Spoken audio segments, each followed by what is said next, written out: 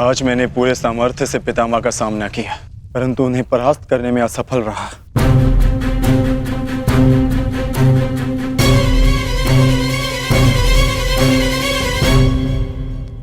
हर योद्धा के उत्तर के लिए कोई ना कोई और योद्धा होता है।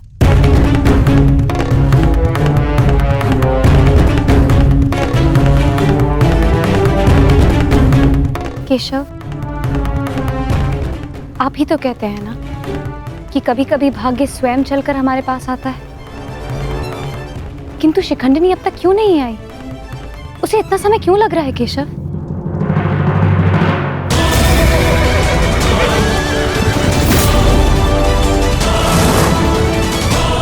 हम उन्हीं की प्रतीक्षा कर रहे हैं पांचाली कि शिखंडिनी अपनी तपस्या में असफल हुई तो पितामह हमारी सेना का अंत कर देंगे और हमारे पास केवल और केवल 2 अक्षणीय सेना शेष है। अरे तो क्या करें? कुछ तो करना ही होगा, अन्यथा हम इस युद्ध में पराजित हो जाएंगे।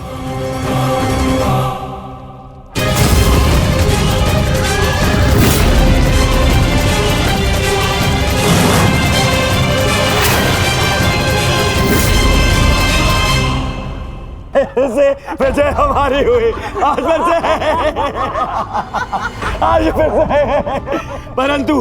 परंतु सबसे अधिक प्रसन्नता मुझे तब होती है जब वो धनुर्धारी अर्जुन के मुख पर मैं भय देखता हूँ। केवल 2 अक्षुणी सेना शेष बची है उन पांडवों के पास, और शीघ्र ही वो 2 अक्षुणी सेना भी समाप्त हो जाएगी। अंत हो जाएगा उनकी सेना का और उन पांडवों का। अवश्य अंत होगा, नाश होगा, क्यों नहीं होगा? परंतु खेद है अंगराज, आप इस युद्ध में लड़ नहीं पाएंगे, क्योंकि महामहिम जिस वेग से पांडवों की सेना को नष्ट कर रहे हैं, उससे तो ऐसा प्रतीत होता है कि ये युद्ध कल ही समाप्त हो जाएगा। गांधार नरेश, युद्ध अभी तक समाप्त नहीं हुआ है। मैंने आप सबसे पहले भी कहा था कि विजय से पूर्व उत्सव मनाना उचित नहीं है।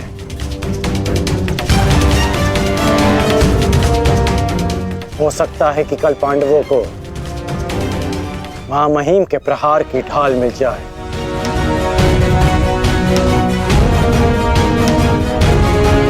इस युद्ध में कुछ भी संभव है।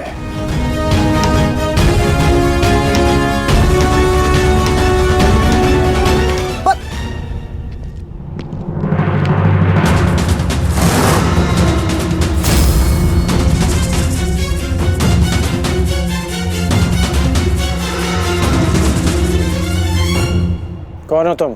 मैं इस युद्ध का अंत हूं। मैं भीष्म की मृत्यु हूं। देवी शिखंडिनी,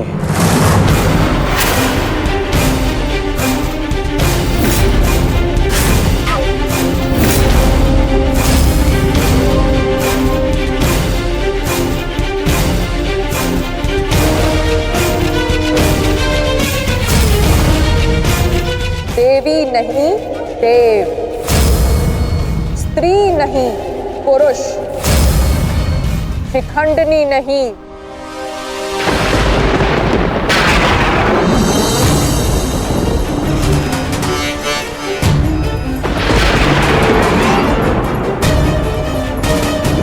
शिखंडी।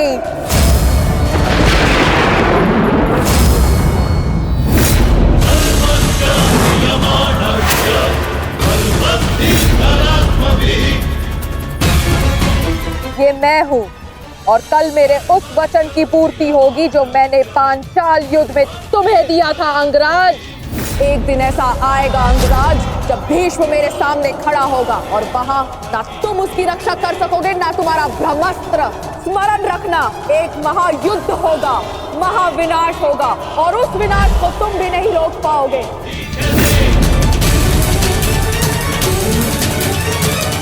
बधाई हो, कल से तुम इस युद्ध में प्रवेश करोगे। कल कुरुक्षेत्र एक योद्धा को विदा करेगा और दूसरे योद्धा का स्वागत।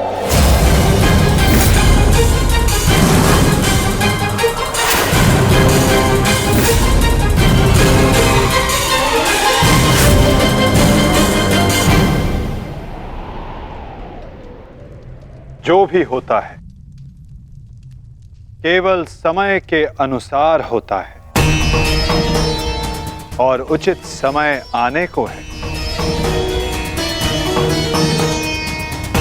हमें केवल धैर्य रखना है जब तक उचित समय नहीं आ जाता। शिखंडिनी कुरुक्षेत्र पहुंच चुकी है।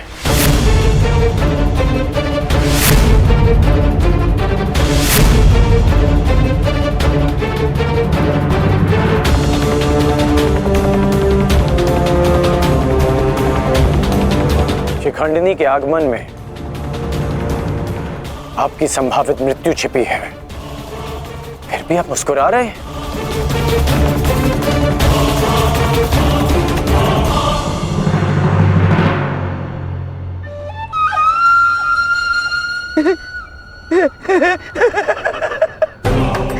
अब समझ आया महामहिम कि आप मुस्कुरा क्यों रहे हैं। युद्ध के नियमानुसार शिखंडिनी युद्ध में भाग ले ही नहीं सकती, क्योंकि वो एक स्त्री है। नहीं, वो स्त्री नहीं पुरुष है।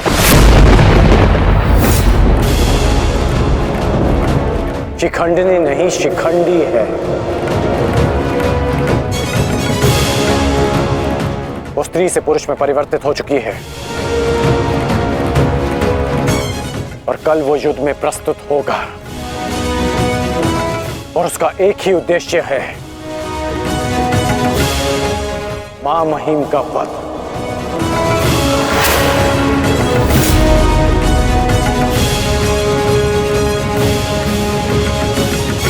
हाँ, एक स्त्री अपने प्रतिशोध की आग के चलते पुरुष बन गई।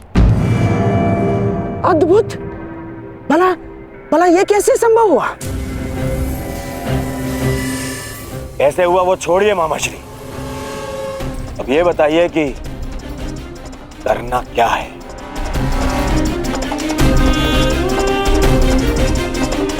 चिंता न करो मेरे होने वाले सम्राट। तुम्हारा ये मामा इसका भी कोई ना कोई उपाय अवश्य ढूंढ लेगा।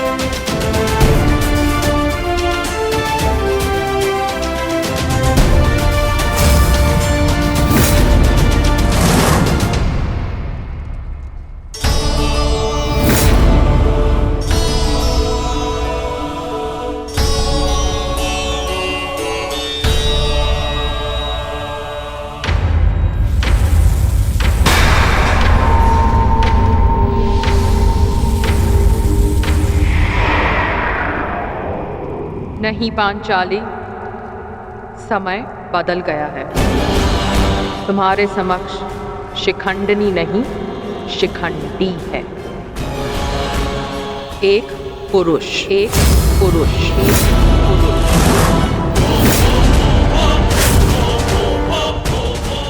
और तुम्हें पर पुरुष का स्पर्श करने की अनुमति नहीं है।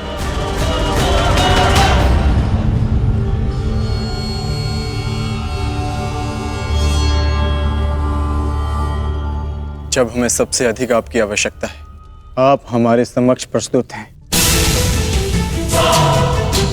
इसके लिए आपका धन्यवाद। मैं यहाँ अपने आवश्यकता और अपने उद्देश्य के लिए आया हूँ।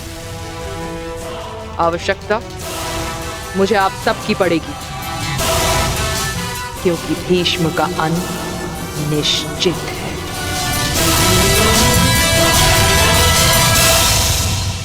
ये मेरा वचन है, हम आपका पूर्ण रूप से समर्थन करेंगे, फिर चाहे कुछ भी हो जाए। युद्ध भूमि में हम आपके साथ खड़े रहेंगे और अंत तक युद्ध करेंगे।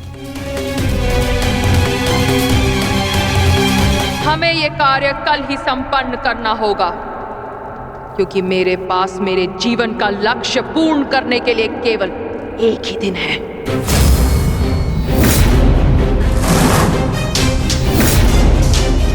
केवल एक दिन? परंतु क्यों? तुम्हारी समस्या ये है कि तुम एक स्त्री हो, जिस कारण तुम भीष्म से द्वंद्व नहीं कर सकती। मैं तुम्हें पुरुष बनने का वरदान देता हूं, ताकि तुम भीष्म को परास्त कर सको। किंतु स्मरण रहे कि ये वरदान केवल 8 प्रहर अर्थात एक दिन के लिए रहेगा। हमारे शत्रुओं को इसका भान नहीं होना चाहिए कि शिखंडिनी केवल एक दिन के लिए पुरुष है।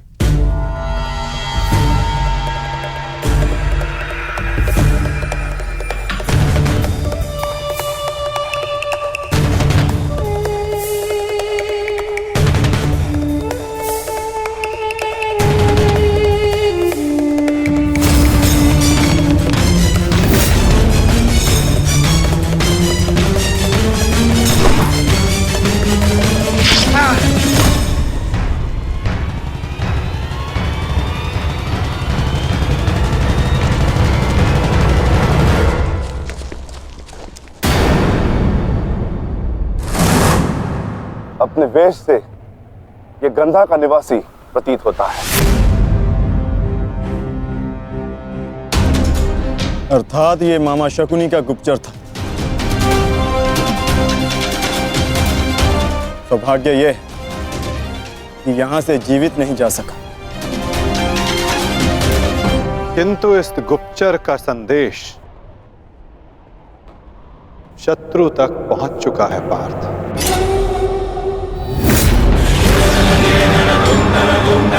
केवल 8 प्रहर, केवल 8। उसके पश्चात ना उस शिखंडी का कोई अस्तित्व रहेगा और ना ही भीष्म पितामह कोई संकट होगा।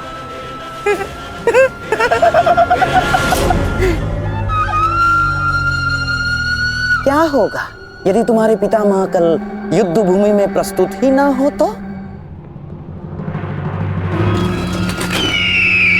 उत्तम विचार मामा। मैं एक योद्धा हूं और मृत्यु के भय से छुपूंगा नहीं।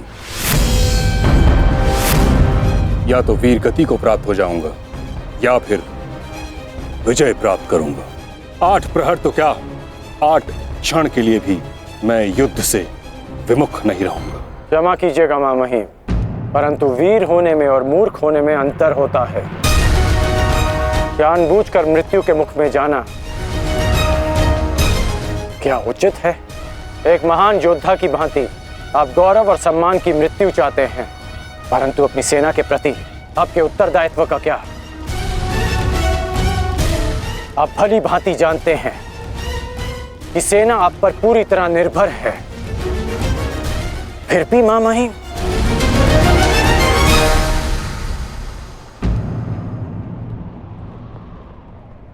अंगराज ठीक कह रहे पितामह।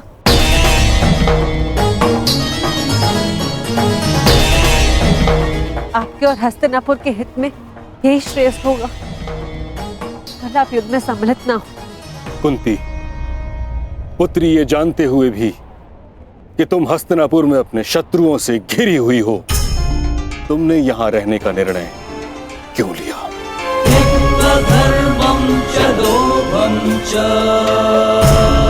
क्योंकि हम सब कर्तव्यबद्ध हैं।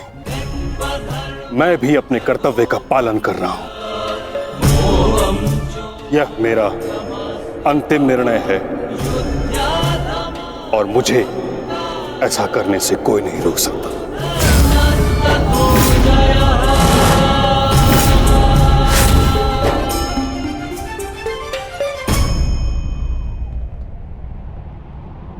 मित्र, चाहे कुछ भी हो जाए, कल तुम्हें पितामह की रक्षा करनी होगी। हम अवश्य पितामह की रक्षा करेंगे, किंतु इससे पूर्व ये अधिक महत्वपूर्ण है अंगराज, हमारी समस्या का अंत होना। हमें समय मिलते ही शिखंडी का वध करना होगा। उसके पश्चात हमें इस युद्ध में विजय पाने से कोई नहीं रोक सकता।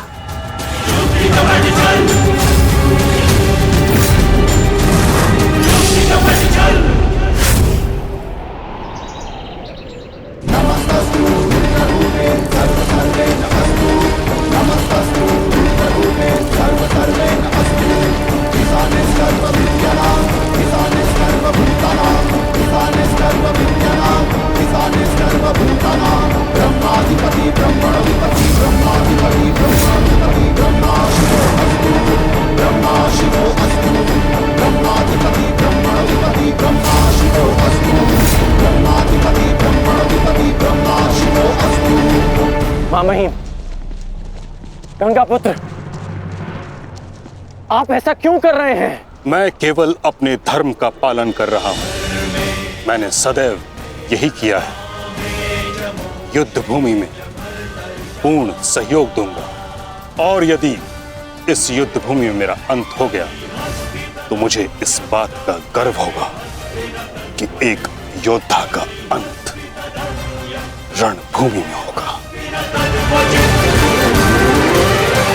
मैं आपसे विनती करता हूं, रुक जाइए। ऐसा मत कीजिए मां महिम, आप इसका परिणाम जानते हैं।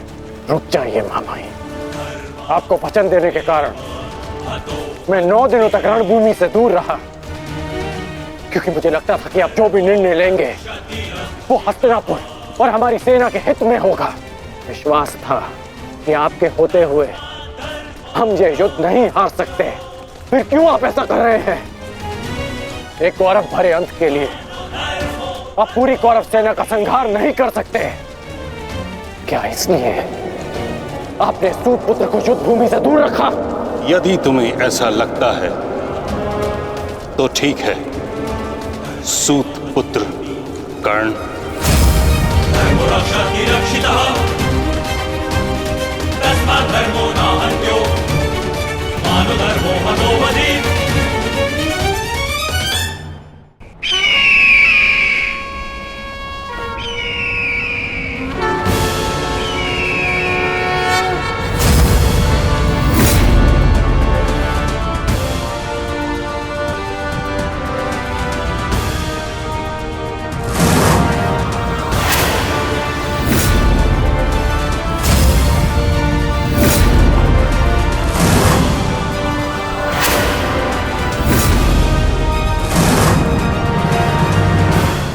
दुर्योधन, स्मरण रहे, आज हमारा केवल एक ही उद्देश्य है, महामहिम की रक्षा, और उसके लिए आवश्यक है शिखंडी का अंत।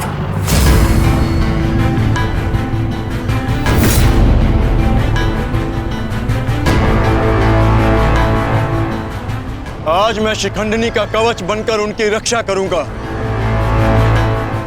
चाहे कुछ भी हो जाए, हमें शिखंडिनी को पितामह तक पहुंचाना ही होगा। स्मरण रखना पार्थ, किसी के जीवन का उद्देश्य पूर्ण करने में उसकी सहायता करने से अधिक पुण्य और आनंद किसी और कार्य में नहीं आता।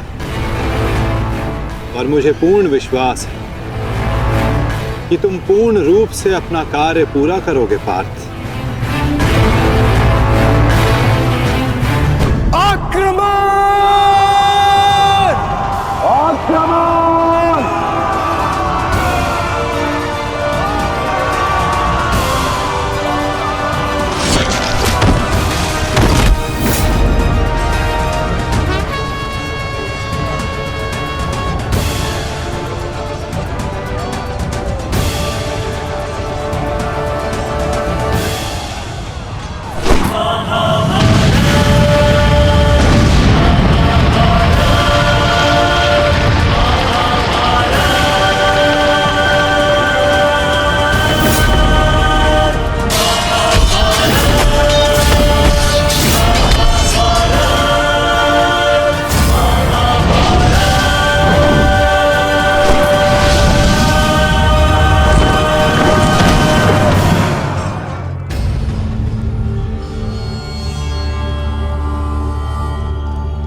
कि एक सूत पुत्र मेरी ओर से युद्ध में भाग नहीं लेगा। भले ही कर्ण अंगराज है, परंतु यह बात भी सत्य है कि इसका जन्म एक सूत के घर हुआ है।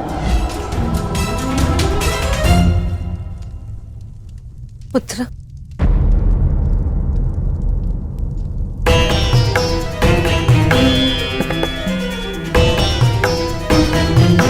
तुम यहाँ अंदर क्यों बैठे हो? क्योंकि अभी भी मैं महामहिम के आदेश का पालन कर रहा हूं। एक सूत पुत्र होने का मूल्य चुका रहा हूं।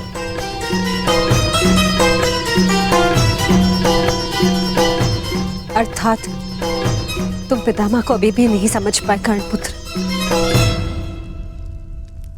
उन्होंने तुम्हें युद्ध में भाग लेने से इसलिए नहीं रोका क्योंकि तुम एक सूत पुत्र हो, इसलिए रोका क्योंकि वो जानते हैं कि तुम मेरे पुत्र हो।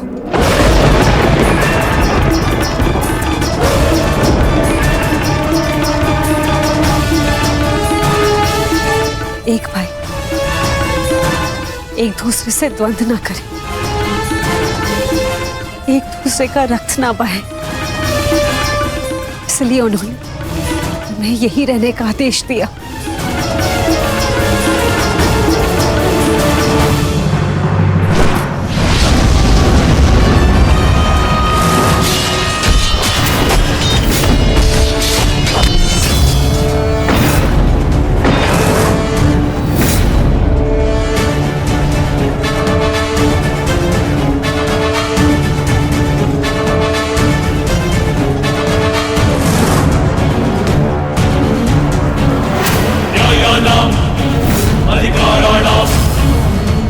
दुर्योधन, ये रहा हमारा आखेट।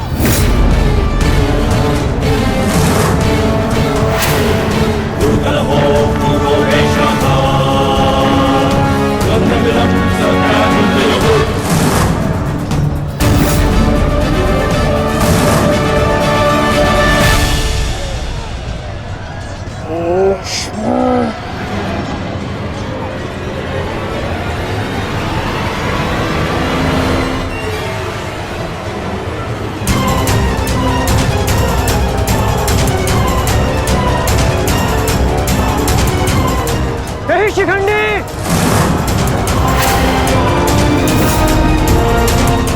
शिखंडी रुक जाओ।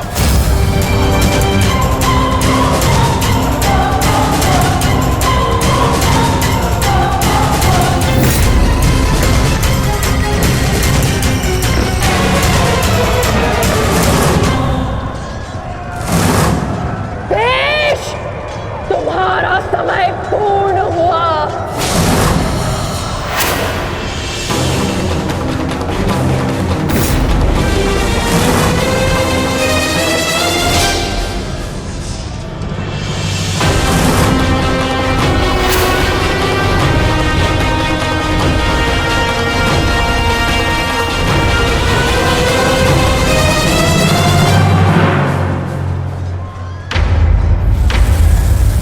रूप बदला है, परंतु युद्ध कौशल का स्वरूप नहीं बदला तुम्हारा। अब देखना यह है कि पुरुष बनकर कुछ पौरुष बचा भी है या नहीं। पुरुष के भांति लड़ सकते हो या नहीं? माधव, हमें शीघ्र अतिशीघ्र शिखंडी तक पहुंचना होगा।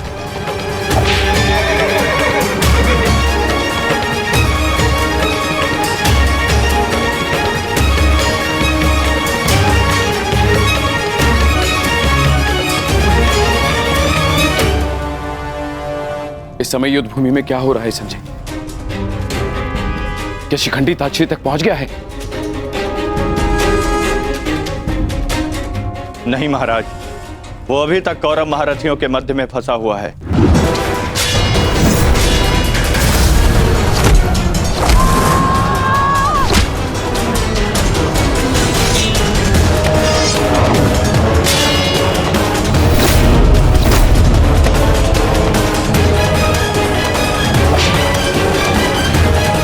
शिखंडी है कहाँ?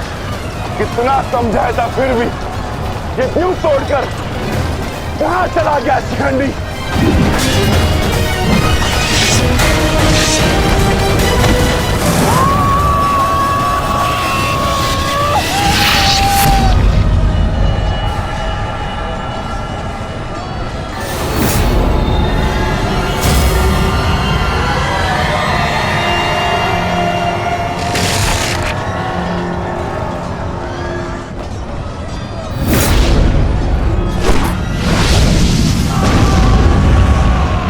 हमें शीघ्र पितामह तक पहुंचना होगा।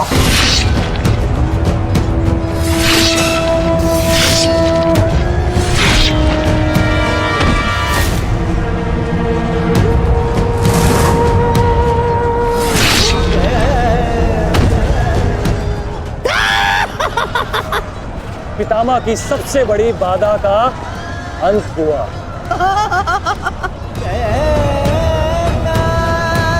शिखंडी, अब तुम अपना उद्देश्य अगले जन्म में पूर्ण करना।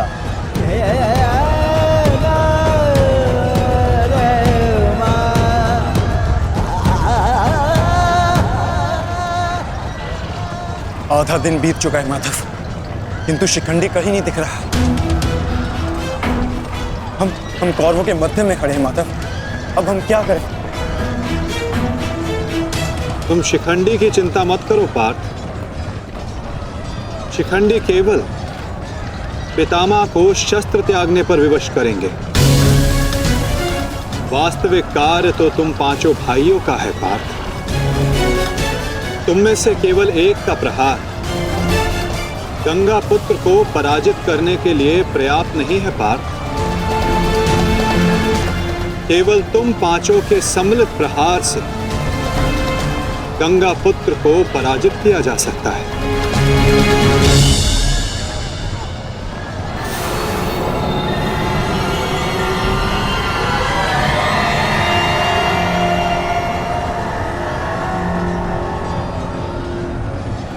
आओ पुत्रों,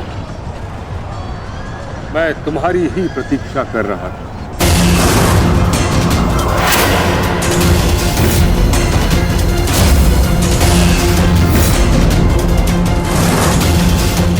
मेरा सम्मान करते हो, परंतु शत्रु पर प्रहार करना तुम्हारा कर्तव्य है, ये मत भूलना। मैं तुम सबको द्वंद्व की चुनौती देता हूं।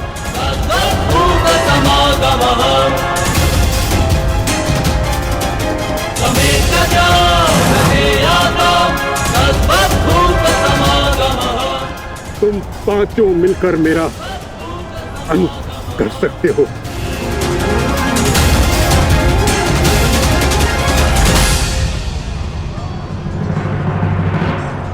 उठाओ अपने शस्त्र पुत्रों और प्रहार करो।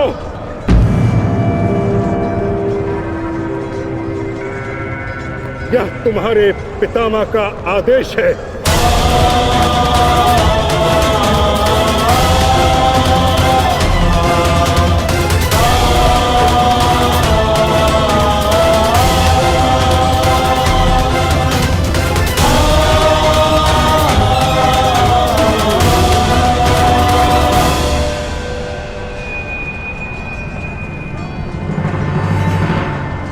प्रहार करो, प्रहार करो।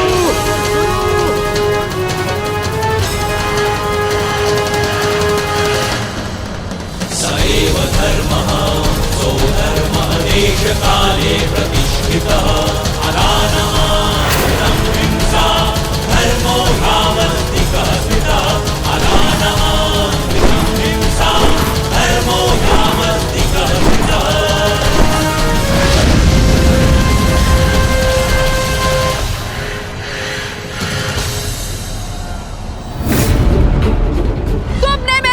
अन्याय किया है भीष्म।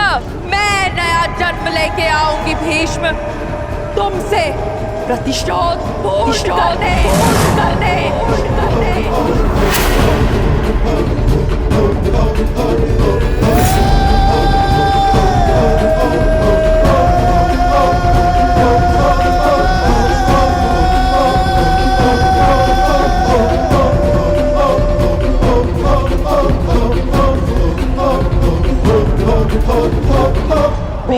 की मृत्यु से पहले मैं खुद की मृत्यु को हावी नहीं होने दे सकता। अपने जीवन का उद्देश्य पूर्ण करे बिना मैं इस दुनिया से नहीं जा सकता। भीष्म का अंत निश्चित है।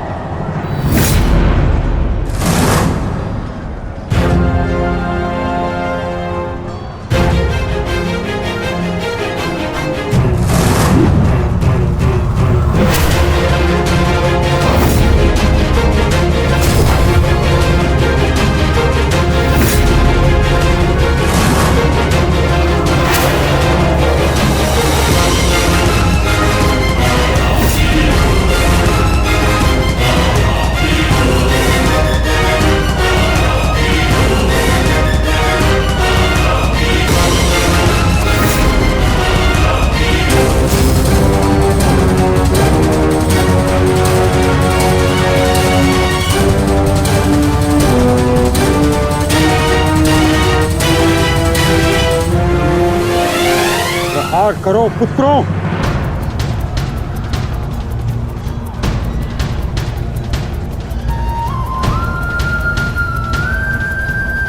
भीम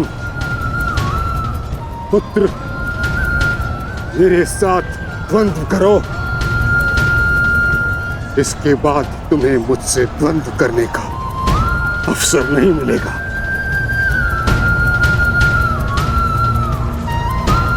स्वयं को महायोद्धा सिद्ध करो। मैं उन पे प्रहार कैसे कर सकता हूं जिन्होंने सदैव मुझे सीख दी है? नहीं पितामह, ऐसा कदापि नहीं कर सकता। आज मैं ही तुम्हें धर्म के लिए मुझ पर प्रहार करने की अनुमति देता हूं।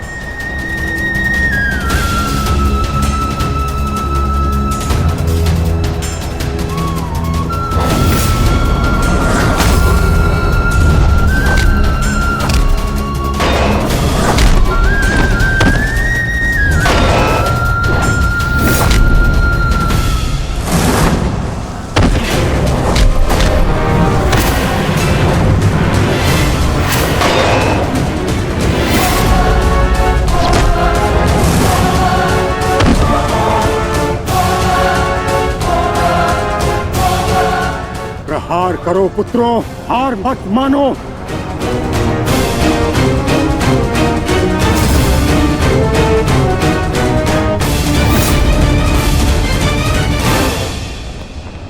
पुत्र अर्जुन, अपना गांडीव उठाओ, प्रहार करो।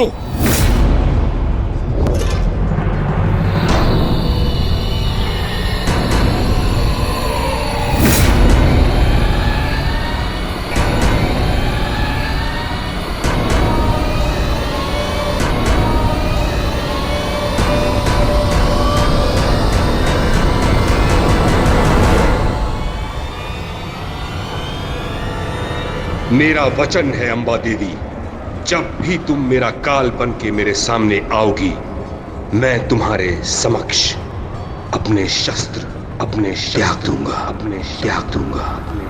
दूंगा।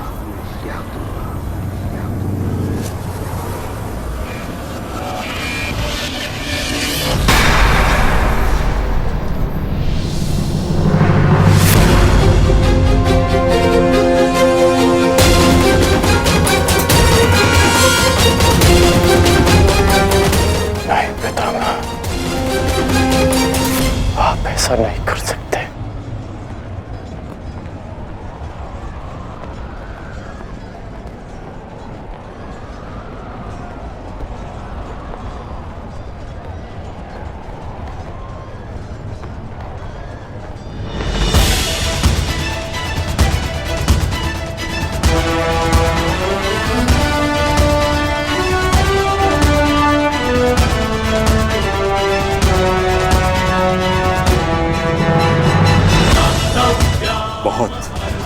विलंब कर दिया आपने आने में, अंबा देवी। कितने वर्षों से मैं आपकी प्रतीक्षा कर रहा हूं। अब और प्रतीक्षा नहीं होती।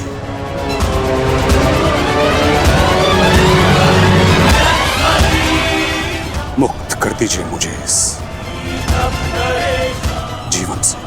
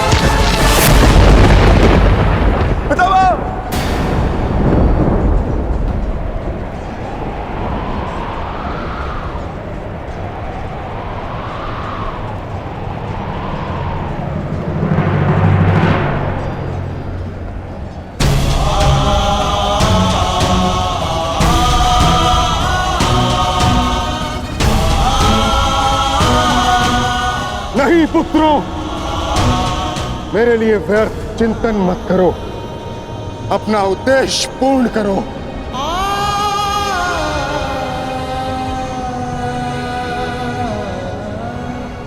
कर्म करो, प्रहार करो।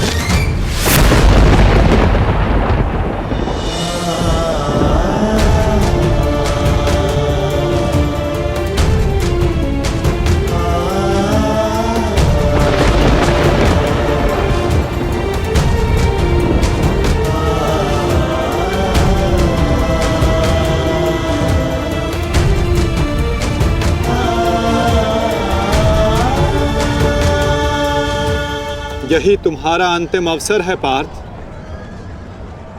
पितामह को इस पीड़ा से मुक्त करो पार्थ।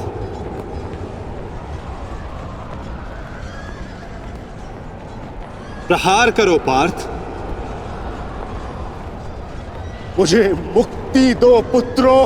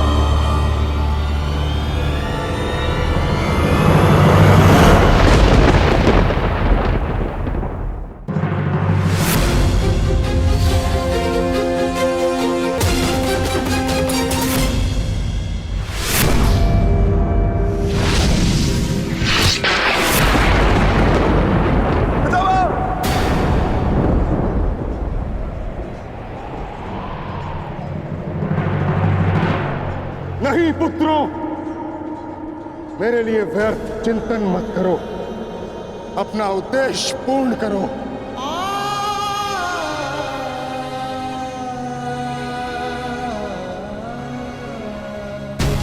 कर्म करो, प्रहार करो।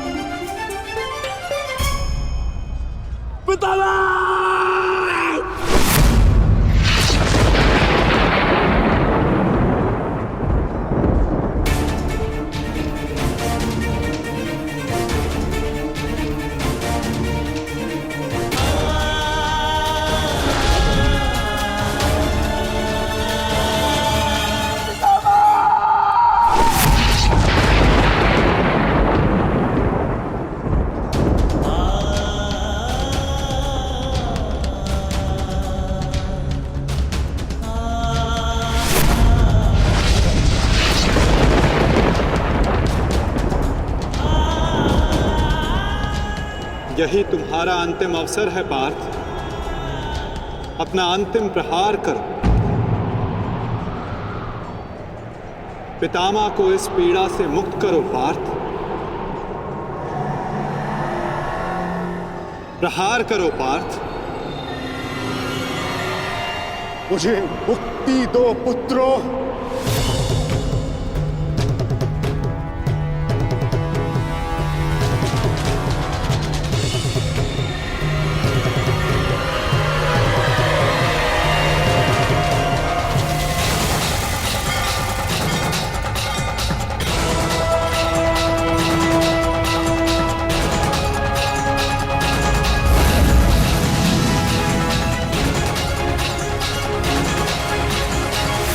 पितामह!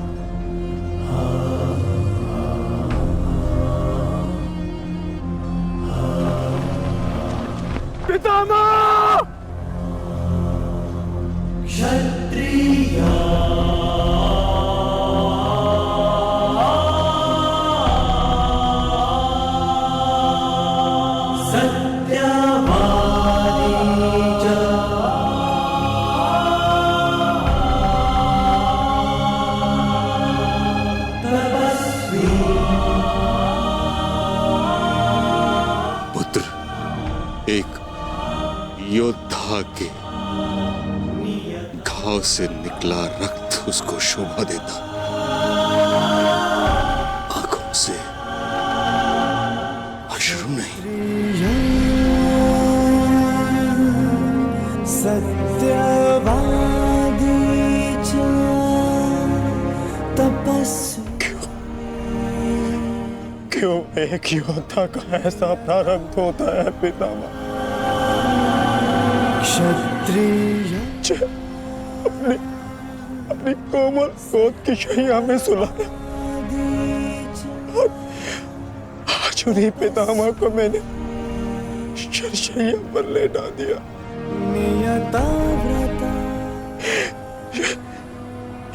ये क्या अनर्थ कर दिया मैंने, ये क्या अनर्थ कर दिया मैंने।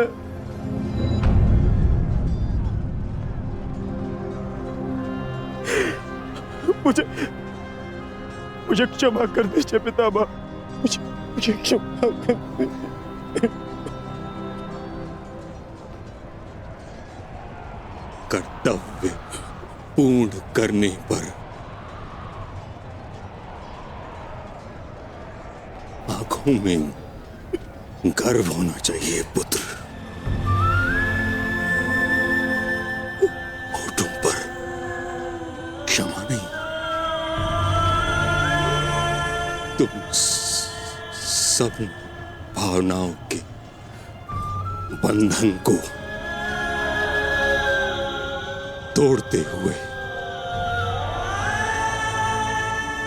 एक योद्धा का कर्तव्य पूर्ण किया है, और इसके लिए मुझे तुम पर गर्व है पुत्र।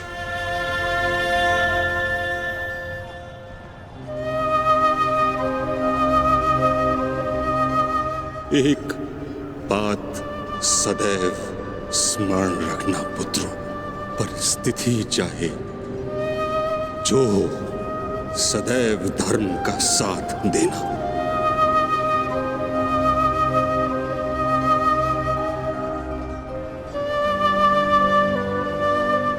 जैसा आज मुझे रोक कर किया है।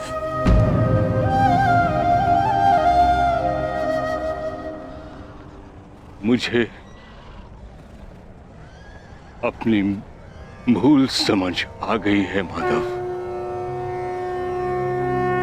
मैंने सदैव अपने वचन का पालन किया है, परंतु इसी कारण अधर्म के मार्ग पर चला। जिस समय समाज को मेरी आवश्यकता थी, उस समय मैंने समाज का त्याग किया, किंतु आपने मुझे मेरी भूल का आभास कराया वासुदेव। आज मुझे लगा हर बाण मेरे हर अधर्म का परिणाम है। आज मैं अपने सभी पापों से मुक्त हो रहा हूं।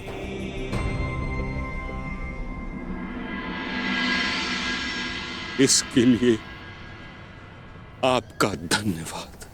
आपने अपना कर्तव्य पूर्ण किया गंगापुत्र। आपका ये बलिदान, ये त्याग आने वाली पीढ़ियों को सदैव ज्ञात करवाएगा कि परिवर्तन ही सृष्टि का नियम है और धर्म से बढ़कर कोई कर्म नहीं। पश्चाताप भरा जीवन जीना अत्यंत कठिन होता है पुत्र। तुम्हारा तो सौभाग्य है तुम्हारे साथ वासुदेव जैसे मार्गदर्शक हैं।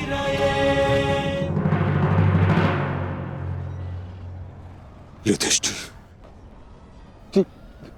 जी पितामह। पुत्र,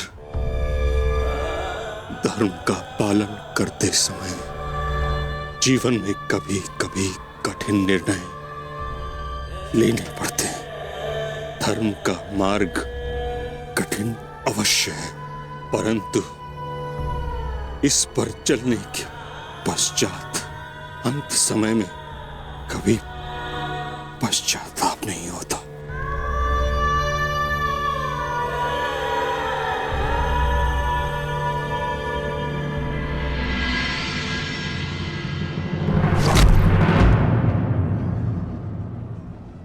पितामह!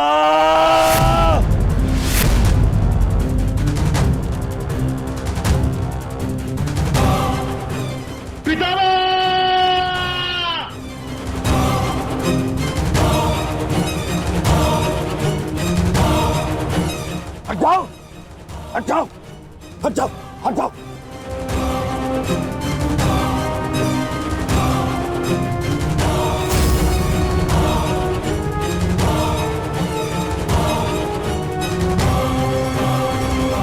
मैं ये क्या किया तुमने? हाँ? सिंहासन पाने के लिए इतना अनर्थ कर दिया?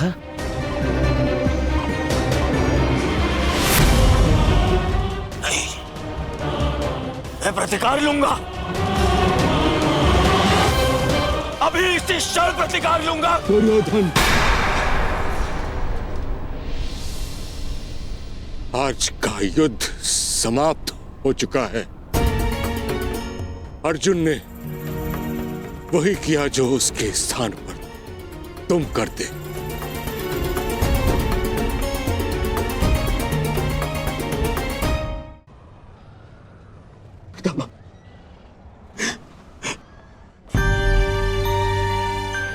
ये क्या हो गया पितामह? ये क्या हो गया? ये पितामह, आपके सिर को कोई संभल नहीं है। आपको कष्ट हो रहा होगा ना? मैं अभी तकियों का प्रबंध करवाता हूं। अरे कोई दुर्योधन पुत्र, एक योद्धा के जीवन में भोग विलास का समय नहीं। जिसने शैया दी है वही मुझे तकिया भी प्रस्तुत करेगा। ऐसा संबल जो एक योद्धा के अनुकूल हो।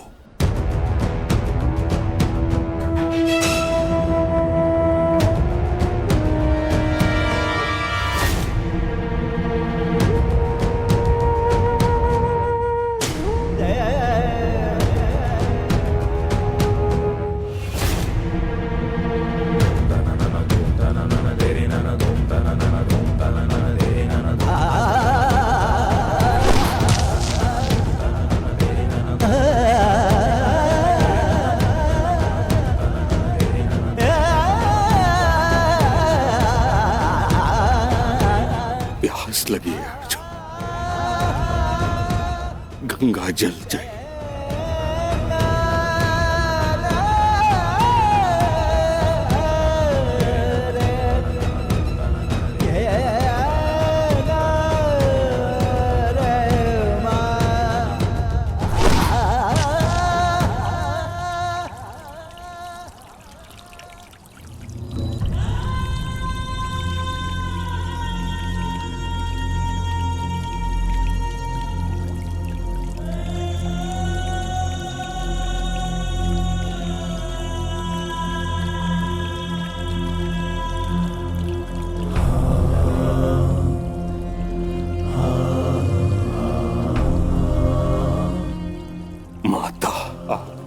गोद में विश्राम करने का समय आ गया है।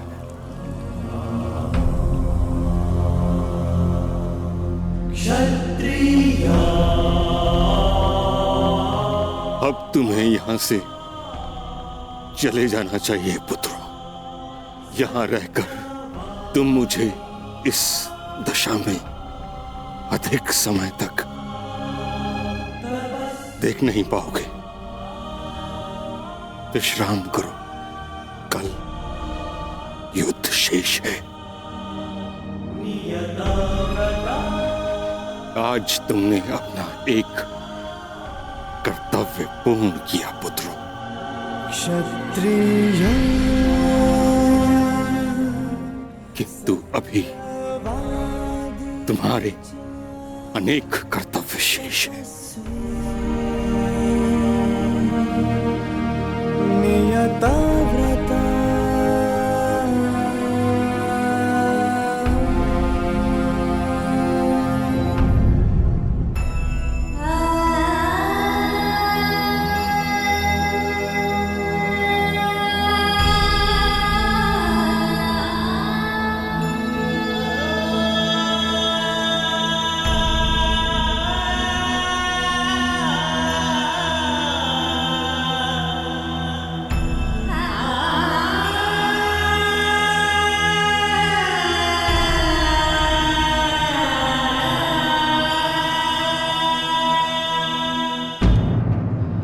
कर्ण,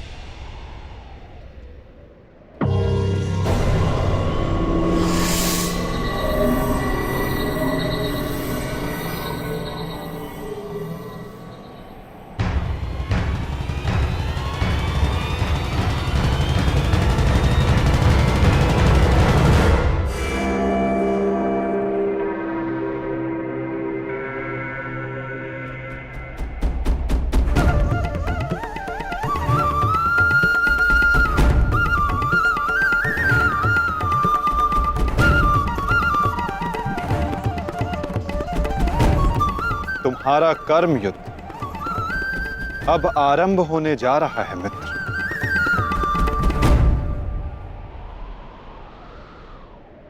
कल तुम युद्ध भूमि में प्रवेश करोगे,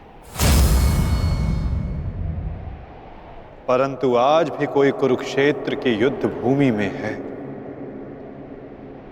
जो तुम्हारी प्रतीक्षा कर रहा है मित्र।